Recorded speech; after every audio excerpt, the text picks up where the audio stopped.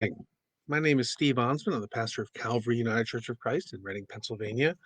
I'm glad you're watching. This is the Wednesday Word for the 9th of June, 2021. I hope you share this if you find it helpful. It's always fun. So today's question is from our wonderful member, Kathy Bailey, who wants to know what Jerusalem Day is. Now, I'd heard of Jerusalem Day, but I really didn't know, it just wasn't on my radar. So I started just doing some research, and this is all taken from some websites, and I'm hoping it's as accurate as it can be. If it's not, you let me know if you're out there watching, and I will correct it and do something better. So every year, Jerusalem Day, I'll try to pronounce this properly, Yom Yerushalayim, is celebrated on the 28th day of the Hebrew month of Iyar, 6 weeks after the Seder and 1 week before Shavuot. And it's in recognition of the great miracles and events that led to the reunification of Jerusalem. The destruction of Jerusalem thousands of years earlier had sent the Jewish people into exile. And when Jerusalem was liberated in 1967, following the Six-Day War, it was the first time in thousands of years that all of Jerusalem was under Jewish sovereignty oversight. So it's a joyous celebration. Uh, the holiday is one of four Jewish holidays added to the calendar, the Jewish calendar in the 20th century. And David Ben Gurion, who was really the first prime minister of Israel, declared the value of Jerusalem cannot be measured, weighed, or put into words. If a land has a soul, Jerusalem is the soul of the land of Israel. Jerusalem has always been at the center of Jewish faith, and Salam, Shalom, meaning peace, city of peace. Both of the temples were in Jerusalem, and it's in Jerusalem that Jews have celebrated their most joyful occasions and marked their most tragic moments. And it is, as we know, there is some controversy from some folks about all this. Uh, uh, it's a belief of at least many people that Jerusalem was considered holy from the beginning of time. Remember the whole story of Melchizedek, who was not Jewish, but whom Abraham bowed down to. He was the king of Salem, the king of peace. Some of the traditions believe that Adam was created in Jerusalem. Some traditions, Cain and Abel came to offer their first sacrifices to God in Jerusalem. Noah rebuilt the altar of God and offered his own sacrifices after surviving the great flood in Jerusalem.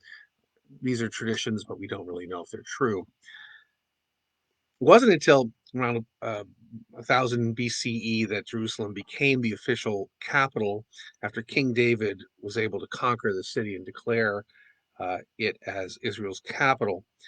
Prior to that, every judge or king of Israel had ruled from his or her territory, different tribes. David reigned in Hebron, part of Judah, for 7 years. Then he did five things that changed the history of everything. He captured Jerusalem, he moved there, he brought the Ark of the Covenant there, um, bought a specific floor as a particular place to be directed by the prophet Gad, built an altar there, and the location was later to become the site of the Holy Temple. Um, so, in ancient times, Jerusalem was centrally located. I mean, think about where Israel is in the middle of everything, right? So you can understand why there have been so many attempts to take it over. And of course, again, now we're in the midst of another controversial and difficult time there. Um, King David called Jerusalem the city that is bound firmly together. That's out of Psalm 122. Sages explain this description related not to the physical structure of the city, but to the nature of those who live there. It's intended to be a city that connects people to God and brings strangers together. Um, so, whether or not Jerusalem is there for others is, of course, a question. Um, the only time really Jewish people left Jerusalem was in chains when they were evicted. Um, Between the time that the Romans conquered Jerusalem and the Second Temple was destroyed in around 70 CE until June of 1967, Jerusalem was a divided city. Jerusalem had been torn from the fabric of the faith and tradition of the people. kind of like described as by some as pulling your heart out of your body.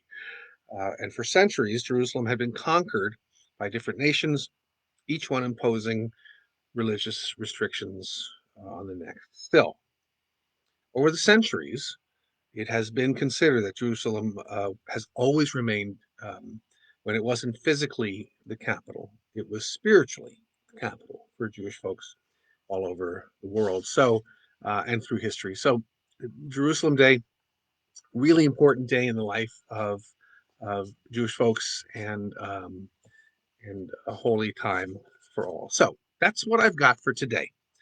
What do you think? You can send me a message. You can correct me if I'm wrong. Please do, because I always love to learn from other people who know way more than I do, which is lots of folks. And I will be back next week. If you have a question you want me to try to answer, you want to try to stump me, I'm always open to that. Send me an email, a message, give me a call. And stay safe out there. I hope you got vaccinated. Please do, because that's going to lead us all. We will be open for worship June 20th at 8 and 9:30 here in Reading. Hope you'll join us if you are in the neighborhood. Have a great day. Peace.